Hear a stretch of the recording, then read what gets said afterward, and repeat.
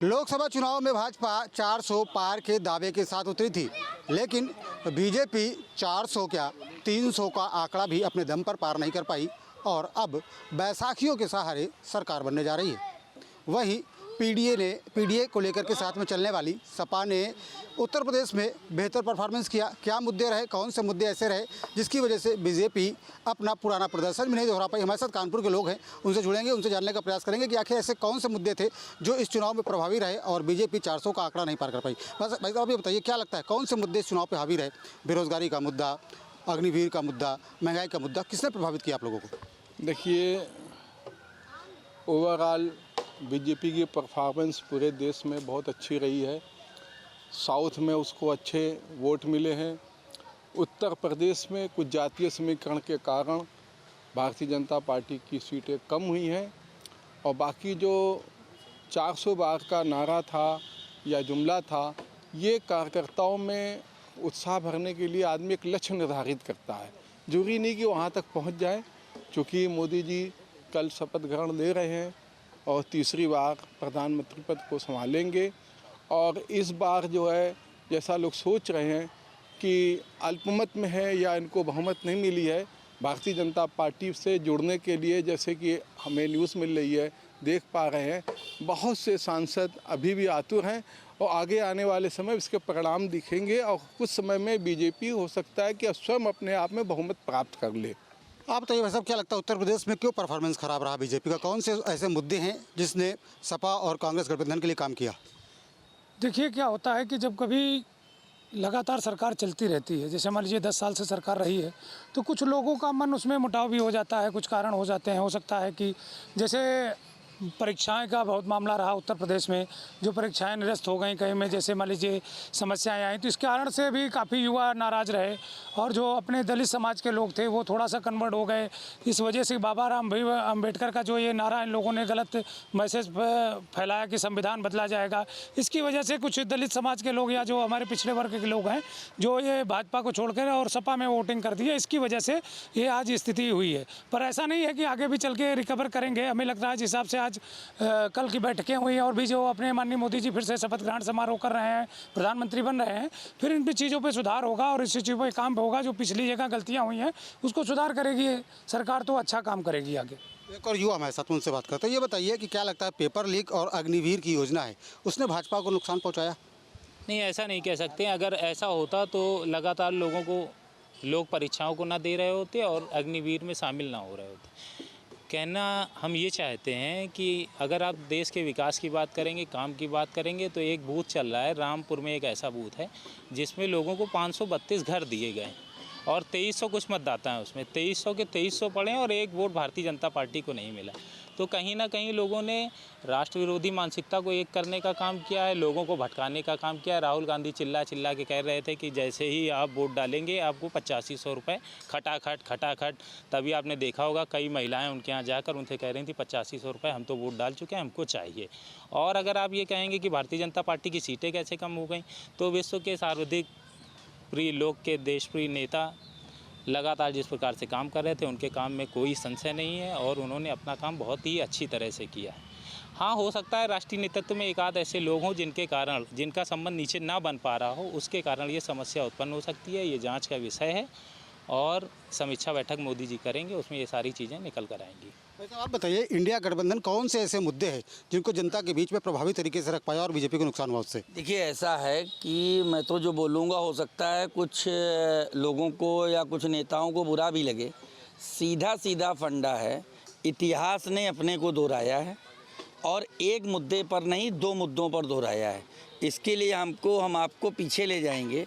पहला मुद्दा, जब मंदिर का ढांचा, जिसको एक विवादित ढांचा कहा जाता था, हम लोग कहते थे हमारा जन्म स्थान है, कुछ लोग कहते थे मस्जिद है, जब वो विवादित ढांचा गिरा था तो भी एक समाज विशेष एक हो गया था। उसी तरह अब जब मंदिर बना तो वो पूरा वर्ग जिसको गिरने में दुख हुआ था उसको बनने में उससे ज़्यादा हुआ, वो तो एक हो गया। लेकिन हमारे साथ जो हमारा सनातन समाज था वो जातियों के गणित में फंसकर फिर इधर उधर डिस्टर्ब हो गया, जिसका ये परिणाम है जो हमको चुनाव में देखना पड़ रहा है। एक तो इतिहास ने ये दोहराया है। दूसरा जो सबसे बड़ा नुकसान हुआ, जब माननीय अटल जी की सरकार थी तो एक नारा दिया गया था, इंडिया साइन। तो ऐसा इंडिया साइन हुआ कि सरकार वापस नहीं आ पाई। अब की नारा दे दिया उन्हीं लोगों ने 400 पार। इस तरह के नारों को अभी एक हमारे साथी कह रहे थे ये मोटिवेशन के लिए था।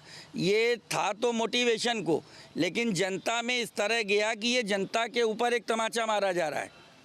जनता को लगा कि हमारे महत्व को समझा नहीं जा रहा है, और इस नारे के साथ में लोगों ने कहा 400 पार का नारा, मोदी का नाम मतलब गारंटी, नीचे से लेके ऊपर तक सबने यही सोच लिया कि मोदी हैं तो हम जीत जाएंगे।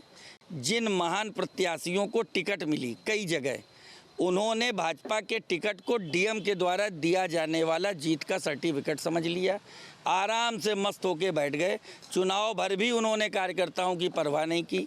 कई ऐसे वीडियो, कई ऐसी रीलें आप लोगों ने खुद देखी होंगी जिसमें प्रत्याशी कहता था तुमसे मिलने आए हैं, वोट देना हो ना देना हो, हमारी बात सुन लो। उसी अति आत्मविश्वास में ये जो है आत्मघाती कदम हम लोगों ने उठाया है, जिसके लिए सदियों हमको तरसना पड़ेगा। और जो अभी बात चल रही थी अयोध्या फैजाबाद, तो पहले तो मैं बता दूं कि एक गलत नैरेटिव सेट किया जा रहा है। अयोध्या नाम की कोई लोकसभा नहीं है, लोकसभा फैजाबाद है, जिसमें अयोध्या विधानसभा भाजपा जीती है।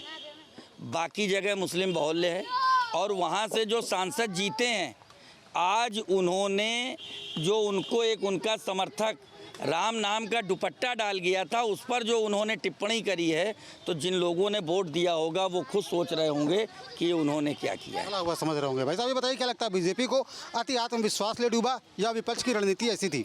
100% जो है बीजेपी का आत्मविश्वास जो था 400 पार, वही ले डूबा। जेपी नड्डा ने चुनाव के 10 दिन पहले कहा था ये बीजेपी अटल वाली नहीं है, वही आत्मविश्वास ले डूबा, जिसके कारण 400 पार नहीं हो पाए। वो उन्होंने कहा हमको आरएसएस की ज़रूरत नहीं, और आरएसएस लगातार बीजेपी के साथ था, लेकिन उन्होंने आत्मविश्वास इतना था कि हम तो 400 पार। और दूसरा एक कारण और हो गया, जो वोटर था उसने कहा 400 पार तो जा ही रहे हैं, अगर हमारी सीट नहीं भी जीती तो क्या हुआ। तो उसकी वजह से हमारे जो वोटर थे उन्होंने अपना घर नहीं छोड़ा, छुट्टी शिथिलता आ गई, वोटरों में शिथिलता आ गई। बीजेपी का जो वोटर था वो छुट्टी मना रहा था, या कोई और कारण है? बीजेपी का वोटर छुट्टी नहीं मना रहा था। बीजेपी का वोट तो खास बीजेपी का वोट है, वो बीजेपी में पड़ा है। चाहे कहीं भी देख लीजिए, बीजेपी के ग्राफ देखेंगे तो आपको बीजेपी के वोट बढ़े ही मिलेंगे।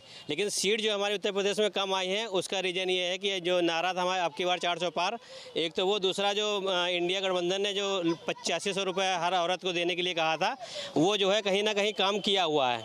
इसलिए बाकी हम लोग एक नहीं हो पाए, लेकिन जो विरोधी लोग थे उन लोगों ने एक मत करके वोट डाला है, इसलिए उनकी सीटें बढ़ी हुई हैं। आगे इस पर सुधार करने की ज़रूरत है। केंद्र से जो भी हमारे संगठन के सीनियर लीडर हैं, उनको इस पर सुधार करने की ज़रूरत है। बेटा ये बताइए, कौन से मुद्दे प्रभावी रहे इस लोकसभा चुनाव में जिसकी वजह से बीजेपी 400 पार नहीं कर पाई? जहाँ तक मैं समझता हूँ, एक मुद्दा जिसका किसी की तरफ ध्यान नहीं जा रहा है, ये जो सांसद जो 10-10 साल से यहाँ पर थे, इन्होंने ठीक ढंग से काम नहीं किया। मोदी जी, योगी जी बहुत अच्छा काम कर रहे हैं, नो डाउट, लेकिन जो हमारे ये सांसद और विधायक हैं, उस ढंग से प्रभावी जनता के बीच में जा कर के काम नहीं कर रहे हैं। इस नुकसान का सबसे बड़ा मुझे कारण यही लगता है। और जो 400 पार का नारा दिया गया, सब ओवर कॉन्फिडेंट कि अरे हम तो जीते ही हैं, हम तो जीते ही हैं, सबसे बड़ा ये है। बीजेपी को भी ये लग रहा था किसी को भी खड़ा कर लेंगे तो जीत जाएंगे। क्या इसने नुकसान किया, या कुछ और मुद्दे रहे जो प्रभावी रहे इस लोकसभा चुनाव में? भारतीय जनता पार्टी आदरणीय मोदी जी के नेतृत्व में 10 सालों तक भारत के वैभव को, भारत की अखंडता को, विश्व में जो आज भारत का सम्मान बढ़ा है, वो सिर्फ मोदी जी के वजह से बढ़ा था। मोदी जी ने जो ये चुनाव लड़ा, वो जातियों के आधार पे नहीं लड़ा, उन्होंने पूरे समाज को एक साथ ले चलने का प्रयास किया। लेकिन चूक ये हुई कि जो क्षेत्रीय पार्टियां हैं, जो तुष्टीकरण करती हैं, मुस्लिम तुष्टीकरण करती हैं, जो हिंदुओं को जातियों में आज भी बांटने का प्रयास कर रही हैं, कि जहां किसी भी कास्ट का पता चलता है कि कोई एक जाति का ज़्यादा है, वहाँ उन्होंने उस लोकसभा के प्रत्याशी को उतारा। भारतीय जनता पार्टी, आदरणीय मोदी जी इस देश को एक सूत्र में बांधने का काम कर रहे थे, लेकिन विपक्ष शायद थोड़ा सा सफल हो पाया कि उसने हम हिंदुओं को जातियों में बांट दिया। एक कारण, केवल एक कारण यही रहा कि भारतीय जनता पार्टी हिंदुत्व को लेकर के, सर्व समाज को लेकर के चुनाव लड़ना चाहती थी, लेकिन क्षेत्रीय पार्टियों ने जातियों के आधार पे बांटने में प्रयास सफल उनका रहा, इस कारण ऐसा हो पाया है। क्या यही कारण आपको लगता है कि जाति समीकरण सही से बैठा पाए ये लोग? नहीं भाई साहब, मेरा जो सोचना है, जो झूठ का प्रोपेगेंडा ये पूरे भारत में जो विपक्षी दल थे जिन्होंने कहा कि अगर 400 ये पार होंगे तो संविधान बदल देंगे, हमें ये लगता है ऐसा कि जो हमारा दलित समाज है, जो पिछड़ा वर्ग है, उससे ये ज़्यादा प्रभाव हुआ है। और बाकी अगर देखा जाए तो सब जगह हमारा, चाहे वो हमारा मध्य प्रदेश हो, सब जगह पूरी की पूरी सीटें हम लोगों को मिली है। और कानपुर हो या हमारा अयोध्या, जो बता रहे थे भाई साहब, हमारे अभी अयोध्या कोई लोकसभा नहीं है, अयोध्या केवल एक विधानसभा है। तो कानपुर के लोग हैं, कानपुर के लोगों की राय है, कानपुर के लोगों की राय आपने सुनी। तमाम लोगों का कहना ये है कि बीजेपी का अति आत्मविश्वास ही उसके लिए घातक साबित हुआ। जिस तरीके से बीजेपी के नेताओं ने लगातार कहा कि 400 को पार कर रहे हैं, यही वजह है कि बीजेपी का वोटर है वो शिथिल हो गया। इसके अलावा जो विपक्षी गठबंधन था उसने जातीय समीकरण को बहुत सही तरीके से साधा और ये इसके पक्ष में भी गया। सियासी चौक में इस बार का मुद्दा यही है कि 2024 का जो परिणाम आया उसका मुद्दा क्या था, असल मुद्दा क्या था और समझने में चूक कहाँ हो गई। क्या अग्निवीर, पेपर लीक और रोजगार ये बड़े मुद्दे थे जो बीजेपी समझ नहीं पाई? नहीं, ये सबसे बड़ा मुद्दा जो विपक्ष ने संविधान बदलने का जनता के बीच में दिया और उसको बीजेपी को उसको अनर्गल प्रलाप कर करके उसको गुमराह करके जनता को उसको जनता के सामने पेश किया गया, जिसमें जो हमारी कम पढ़ी लिखी जनता थी उसको गुमराह करके उन लोगों ने अपने सरकार में, और कोई ऐसे नहीं, देश के हित में सारे मुद्दे थे। और आप देख लीजिए देश की जनता ने 295, जो कि इन लोगों का कहीं कोई आंकड़ा ही नहीं, समझ गो कोई न... वो सरकार जो 2 बार से बहुमत में चल रही थी, आज सोशल मीडिया से लेके कहीं पे भी देखिए कि मोदी जी को एक कमजोर प्रधानमंत्री का दर्जा दिया जाए। नहीं, मोदी जी कमजोर प्रधानमंत्री नहीं है। ये आज बहुमत ही बीजेपी का नहीं आया है, आपको 2 बैसाखियों के सहारे नहीं, बैसाखी नहीं, देश की जनता है। देश की जनता जो भी जनादेश देके उसको स्वीकार करना पड़ेगा, किसी की वो तो है ही नहीं। समझाया गया, अपनी बात रखी गई, जनता वो हमारी बात पे नहीं आई और भारतीय जनता पार्टी की बात को नहीं समझ पाई। और इन लोगों ने जो गुमराह, अग्निवीर और रोजगार, ये सब आप कह रहे हैं मुद्दे नहीं है और संविधान पे आप समझा नहीं पाए। नहीं, ये मुद्दे थे। रोजगार का मुद्दा तो बहुत अहम है, लेकिन रोजगार का मुद्दा क्या इसी 10 ही साल में इस देश में बढ़ा? बहुत पुराना मुद्दा है। और यही बात आप समझा नहीं पाए, ना उन्हें ना हमें। ये बताइए, क्या जो जाति समीकरण था, जाति का अगर कहा जाए खेल या राजनीति, वो ज़्यादा मजबूत हो गया जिसका फायदा अखिलेश को हो गया? तो जो लल्लू सिंह और इनके एक सांसद राजस्थान के, इनके एक सांसद कर्नाटक के ने कहा कि हम लोगों को 400 पार इसलिए चाहिए कि हमें संविधान को समाप्त करना, आरक्षण समाप्त करना है। दूसरा, देश में नौजवानों में ये रूमर ये रहा कि अग्निवीर लाए हैं तो हो सकता है लेखपाल वीर लावें, शिक्षक वीर लावें, सेक्रेटरी वीर लावें, ये वीर लावेंगे तो इसलिए। और इन्होंने जो नौकरियां भी डेली बेजर पे कर दे रहे हैं, आउट ऑफ सोर्सिंग कर दे रहे हैं। इसका क्या मतलब है? कोई आदमी अपने बच्चे को 10,000 रुपया दे करके फीस पढ़ाया है और 5,000 फीस पे 5,000 की नौकरी। आप दोनों को दोनों फ्रेम में दिखाते हैं, थोड़ा फ्रेम बड़ा कर दीजिएगा। आपके पड़ोसी समझ ही नहीं पाए मुद्दा और आप वीरों पे वीर लाते गए, बताइए। अब वो समझे या ना समझे, लेकिन मेहनत नहीं की ये नहीं, इनके एक भी सांसद कहीं निकले नहीं। ये बयान वीर रहे, ऐसे ही सब इन लोगों को बयान। नहीं, ऐसा नहीं, कुछ हमारे लेखपाल वीर और ये सब वीर। नहीं, हमारे शीर्ष नेताओं द्वारा कुछ गलत टिकट दे दिए गए, जिसका खामियाजा भुगतना पड़ा। देखिए अब ऐसा है कि क्या मोदी जी ने 14 से लेकर के और आज तक ने कोई ऐसी मीटिंग बुलाई जिसमें बेरोजगारी का मुद्दा रखा गया हो, महंगाई का रखा गया हो, भ्रष्टाचार का रखा गया हो, देश की जनता के एक सवाल ये है कि मतलब यहाँ से सीटें कम, क्या जातियों की मजबूती ज़्यादा थी जिसे अखिलेश भाग गए? देखिए, अखिलेश ने उस चीज़ को प्रचार कर ले गए राहुल गांधी, जो लल्लू सिंह और इनके सांसदों ने कहा कि हम संविधान खत्म करेंगे, आरक्षण खत्म करेंगे।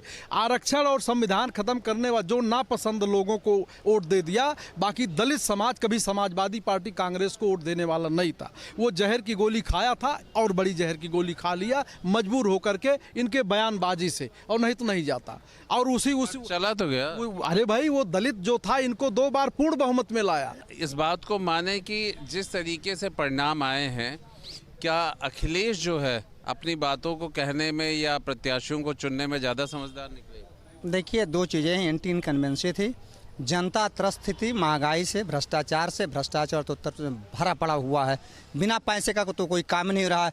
जो विभाग उत्तर प्रदेश आवास विकास और विकास प्राधिकरण मुख्यमंत्री जी के पास में, उसमें 350-300 करोड़ का जो है घोटाला कर लिया गया है, और मुख्यमंत्री इस पर जवाब नहीं दे पाते हैं, मुख्यमंत्री एक्शन नहीं ले पाते हैं। तो जनता त्रस्त थी, इसलिए उन्होंने क्या आपने भगवा पहना हुआ बीजेपी को, मतलब वोटर बाहर निकलते इसमें कामयाब नहीं हो पाए। नहीं, कुछ कार्यकर्ता भी नाराज था अपने नेतृत्व से, इस कारण थोड़ा जो ये परिणाम आए हैं उसका खामियाजा हमारे। आज के सियासी चौक में कुछ ईमानदारी की बातें हो रही है। देखिए, हमारे संगठन और सरकार में जो खामियां होगा, यहाँ से जो राष्ट्रीय संगठन, प्रदेश संगठन, सरकार और संगठन दोनों मिलकर बैठ के इस पे विचार विमर्श करेगी।